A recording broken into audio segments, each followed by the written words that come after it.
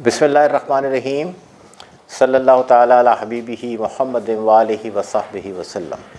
सिलसिले ज़ीमिया के ज़ेर तमाम इस ऑनलाइन रूहानी क्लास 17 दिसंबर 2023 आज की इस रूहानी क्लास के सब शुरुका को अस्सलामु अलैकुम व रहमतुल्लाहि व बरकातुहू। अभी आपने अब्बा जी का एक ख़िताब समाअत फरमाया। इस ख़िताब में अब्बा जी ने जो नुकात बयान फरमाए हैं, मैं कोशिश करूँगा कि मुख्तसरन उसकी कुछ शरह आपकी खिदमत में पेश कर सकूँ। अब्बा जी ने सबसे पहले तो सलाम और दुआ के बाद फरमाया कि हमें अल्लाह ताला की अता करदा नेमतें इस्तेमाल करनी चाहिए। ये एक बहुत अहम नुक्ता है।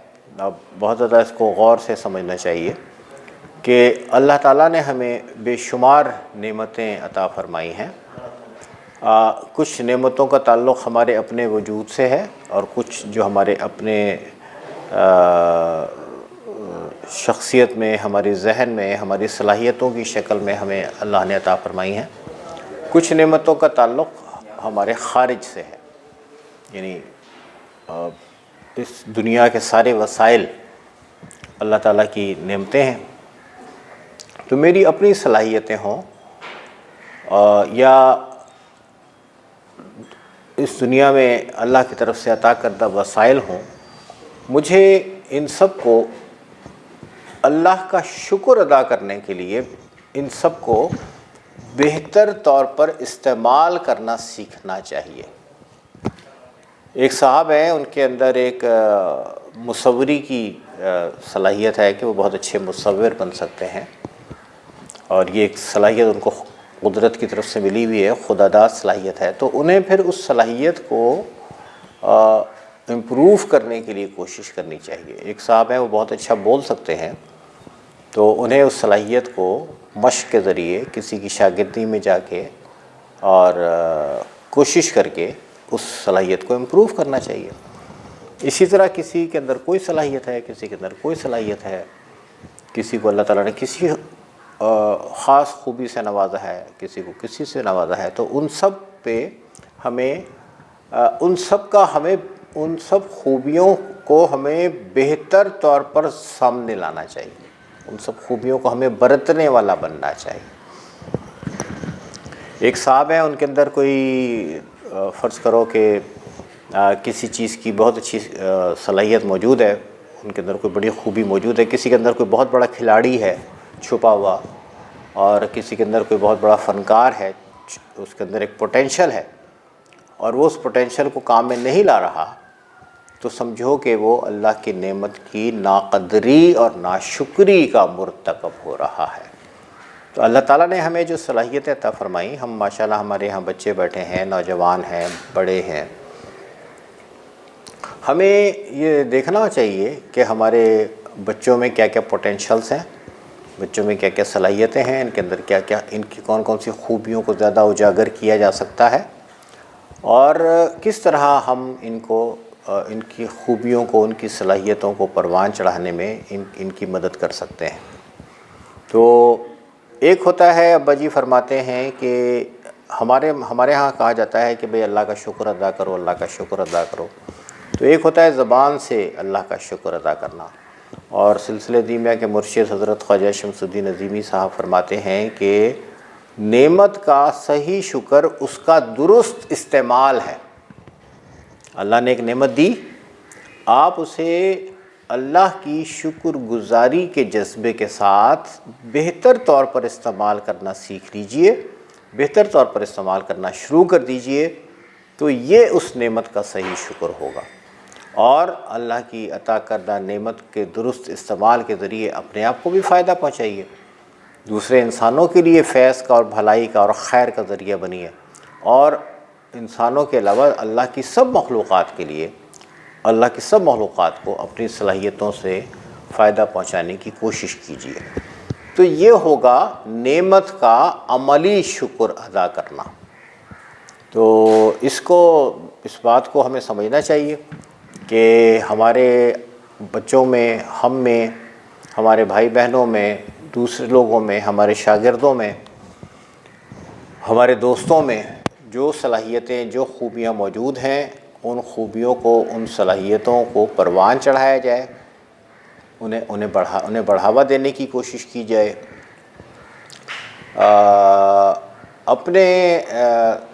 अपने बच्चों को, अपने साथियों को, सिलसिले के भाई बहनों को उनकी खूबियों पर उनको सराहा जाए, उनको अप्रिशिएट किया जाए। किसी ने कोई अच्छा जुमला लिखा तो उसको कहना चाहिए भाई आपने बहुत अच्छा लिखा है। किसी ने कोई अच्छी बात कही, हमें कहना चाहिए आपने बहुत अच्छा कहा। किसी के अंदर हमें कोई खूबी नज़र आई तो हमें उसकी दाद देनी चाहिए, उसकी सताइश करनी चाहिए। क्योंकि जो परफॉर्मेंस पर जो अप्रिसिएशन होती है वो परफॉर्मेंस को मज़ीद बेहतर बनाने का एक ज़रिया बन जाती है। और अच्छी परफॉर्मेंस पे को अप्रिशिएट ना किया जाए तो इससे बंदे का दिल जो है वो थोड़ा सा बुझ जाता है। और परफॉर्मेंस को अप्रिशिएट किया जाए तो उससे दिल बढ़ता है, आगे मज़ीद काम करने का जज्बा बढ़ता है। तो हम देखें कि किसी के अंदर कोई खूबी है तो इसे अल्लाह ताला की अता करदा एक नेमत समझें और इस नेमत का बेहतर इस्तेमाल करने के लिए अमलन हम कोशिश करें। और जो लोग अपनी खूबियों, अपनी सलाहियतों को बेहतर बना रहे हैं, उसका इजहार कर रहे हैं, हम खुश दिली के साथ उनको अप्रिशिएट करने वाले बने, उनको हम अप्रिशिएट करते रहें ताकि उनकी हौसला अफजाई हो, वो मज़ीद आगे बढ़ें। नेमतें इस्तेमाल करनी चाहिए। इस नुक्ते के बाद अब्बा जी ने फरमाया कि हम सब आदम और हव्वा की औलाद हैं। और आगे फरमाया कि कोई किसी इलाके में रहता है जहाँ ठंड है तो उसका रंग गोरा हो गया, कोई किसी इलाके में रहता है जहाँ गर्मी ज़्यादा है तो उसका रंग स्याही की तरफ चला गया, कोई मुतदिल आबो हवा के इलाके में रहता है तो उसका रंग गंदुमी हो गया। तो ये जो कलर्स हैं इंसानों के दरमियान, ये कोई खूबी या ख़ामी नहीं है, बल्कि ये मौसमी असरात के तहत सदियों तक एक ही मौसमी असरात में रहने का नतीजा है। इससे किसी इंसान को बरतर समझना या किसी को कमतर समझना ये हरगिज़ दुरुस्त नहीं है। ये तो मौसमों का फ़र्क है। कोई शख्स गोरी रंगत वाला हो, कोई शख्स स्याही माइल हो, कोई शख्स गंदुमी रंगत का हो, ब्लड ग्रुप सबके सेम है। ए बी पॉजिटिव, ओ, सबके सेम ब्लड ग्रुप है। आप देखें कि अगर आप जो खून के जो ग्रुप दरियाफ्त किए गए हैं उसका इंसान की रंगत से कोई ताल्लुक़ नहीं होता, उसका इंसान के मौसमी माहौल से कोई ताल्लुक़ नहीं होता। इसी तरह हमारा जो ब्लड प्रेशर है वो सबका सेम है। जो ब्लड प्रेशर के नापने के जो स्टैंडर्ड्स हैं वो सेम है। बुखार का जो नॉर्मल टेम्परेचर है 98.56 वो सबका सेम है, इसका रंग से कोई फ़र्क नहीं पड़ता। तो जिस तरह से ये अलामतें, तबई अलामतें सेम हैं, इसी तरह हमें समझना चाहिए कि सब इंसानों के हुकूक़, सब इंसानों की सलाहियतें, सब इंसानों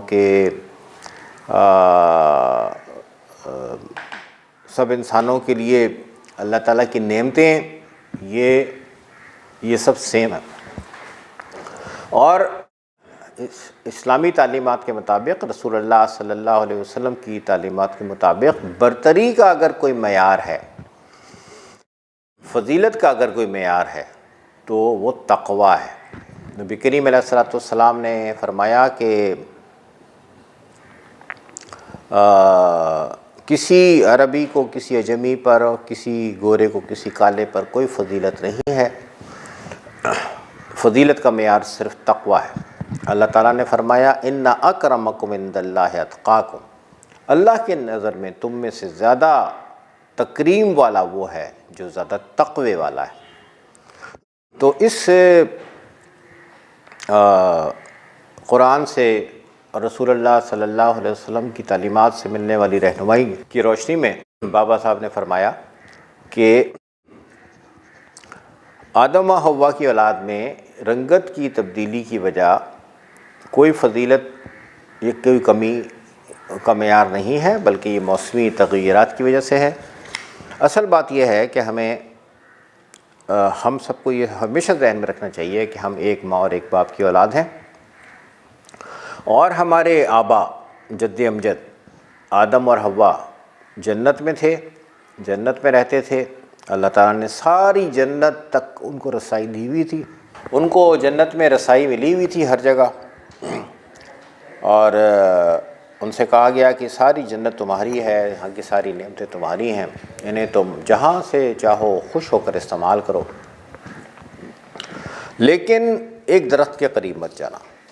एक दरख्त के पास जाने से मना किया गया। इसके बारे में मुख्तलिफ़ बातें कही जाती हैं। शुक्रिया जी। इसके बारे में मुख्तलिफ़ बातें कही जाती हैं। रूहानियत असातिज़ा इस बाबत ये फरमाते हैं कि उन्हें दरख्त के पास जाने से जो मना किया गया था, उसकी वजह ये थी कि उस दरख्त के करीब जाना आदम के दिल में मौजूद यकीन को मुतासर करेगा, और आदम को शक का सामना होगा, और उस दरख्त के करीब जाना यकीन को मुतासर करके शक के दरवाज़े खोल देगा। असातिज़ा बताते हैं कि भाई ये यकीन मुतासर होगा और शक का रास्ता खुलेगा। इसकी वजह क्या है? तो उसकी वजह ये बताते हैं कि वो उस दरख्त की एक ख़ासियत ये थी कि उसमें रंग मुसलसल तब्दील होते थे, और रंगों की तब्दीली एक तरह से एक शक या इस्तराब या कन्फ्यूजन का ज़रिया बनती है कि अभी आप कह रहे हैं कि नहीं ये तो ब्लू है, लेकिन थोड़ी देर में वाइट हो गया। आप कह रहे हैं वाइट है, लेकिन वो ग्रीन हो गया। तो असल रंग क्या है, इसके बारे में एक कहना चाहिए कि ये एक कन्फ्यूजन आई, और वो जो फेज़ है, ये तब्दीली, इस तरह की जो तब्दीली है जन्नत की फ़ज़ा में, जन्नत के माहौल में, इस तब्दीली पर कोई राय कायम ना कर सकना यकीन के मुतासिर होने का और शक और वसवसों का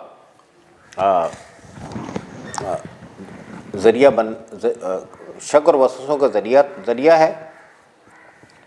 लिहाजा जन्नत की फ़ज़ा इस स्टेट ऑफ माइंड को,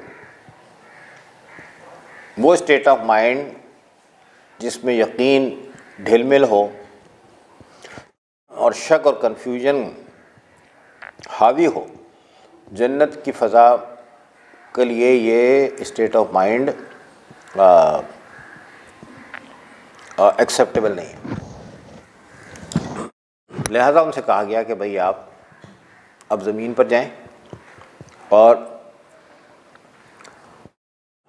वहाँ जाके आपको अल्लाह ने जो इख्तियारात दिए हैं उसके तहत अपनी ज़िंदगी, और अल्लाह ताला ने आपको जो हिदायत दी है और जो हिदायत अल्लाह की तरफ से मिलती रहेगी उसके मुताबिक ज़िंदगी बसर कीजिए, यानी अपना यकीन बहाल करने की कोशिश कीजिए।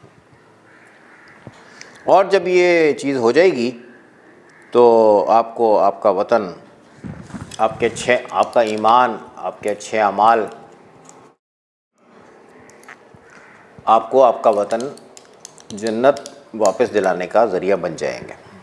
बुनियादी बात यह है कि हमारा यकीन मजबूत होना चाहिए।